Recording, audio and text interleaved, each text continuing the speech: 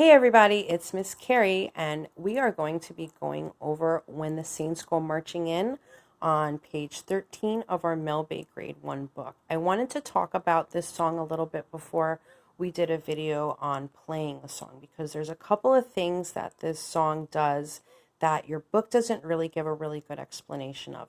Now, this is something that confuses a lot of students right off the bat because there isn't an explanation on it. So if you move on ahead in your book before I'm able to kind of teach you these pages, sometimes this will lead to a point of confusion.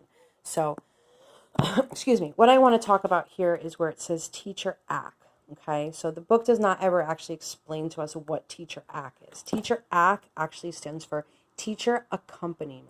Okay, so accompaniment is basically when we have a two-part harmony. So what would happen here is I or my student, myself or my student would be playing the actual notes here, G, B, C, D, okay? And when my student, or again myself, depending on which part of the harmony I'm playing, there's a G right here above the note. Now, if you remember your notes correctly, our lines are every good band deserves funding. So we can clearly see here that this is a D note and this is not a G. So why is it telling us a G? Goes back here, teacher accompaniment, okay? This is for basically, like I said before, these are for harmonized parts or duets. So when we see that G note here, what we'll be doing is we will be strumming a G chord. So as the student or myself, again, whoever's playing that part here where we're doing the actual melody would be the actual physical notes of the song here, not the accompaniment. When the D note is hit, the G chord will be played alongside. So general rule of thumb when we're following these teacher accompaniment or harmonized parts that contain those letters on top, generally what you're going to do is you're going to strum the chord and let it ring out for the duration of the measure. So for example here, we see a D that's showing us a whole note, and we have the G above it here. So generally what we would do is we would just let this G note ring out for the 4 beats that are going along with that D note, okay?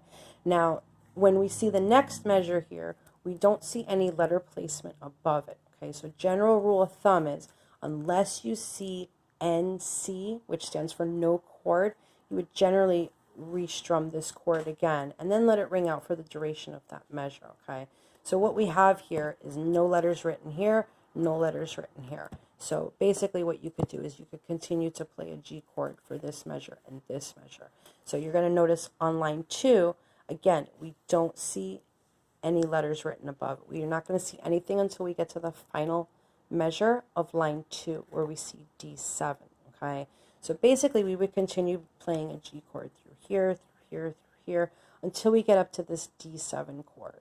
So when we see minors or 7th chords, it's a little bit easier to differentiate it, making sure that it's not telling you the letter there. Because if you do see that happen, I can assure you it's really just a coincidence. We're actually going to see it when we move down here to line 3. When we move down here to line 3, we're going to notice that measure 1 does not show any chord placement above the notes. And measure 2 here, we're going to see the letter G, and we also see a G note, okay? That's not a hint to tell you that you're playing a G note there.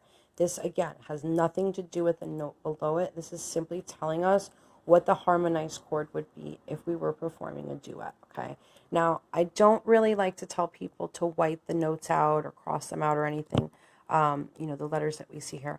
The reason why I tell you that it's bad practice to cross those out or white those out, because as you notice when we work through the book, all the next songs that come down the line are going to continue to have these letters written on top of them. So even when we go to the end of the book, our last few songs that we have here, you're going to see that those chord placements continue to happen. Now, let's say, for example, we go into another book. And don't be scared, guys. This is actually one of my books here that I practice, so don't be too scared here. You're going to notice that even when we use books that are, of popular music nature or, books that aren't, straight up instructional books, you're going to notice that it continues to happen here. Now, of course, this is, a little bit more complex because this is a more advanced book here, but you're going to see that that's going to continue to happen. So bottom line to that is just get used to it. Just get used to seeing those letters there. If they are really messing you up and you're having a hard time with it, just do your best to ignore them, okay? But really, best thing for you is to not cross those letters out, okay? So anyway, that's our quick little notes on teacher accompaniment. Those will be harmonies. After we get past page 21, we're going to go back and we're going to revisit some of these songs, and I'll have an assistant with me to show you guys how to perform these as two-part harmonies, okay? So anyway, I hope you guys understand everything about those letters. Remember, don't follow those letters. They're not there to help you out and guide you as to what the notes are. Those are your harmonized parts, okay? So tune in for our next video. We're going to actually go over and physically play the When the Saints Go Marching In song. Okay, hope you guys enjoy. Stay practicing.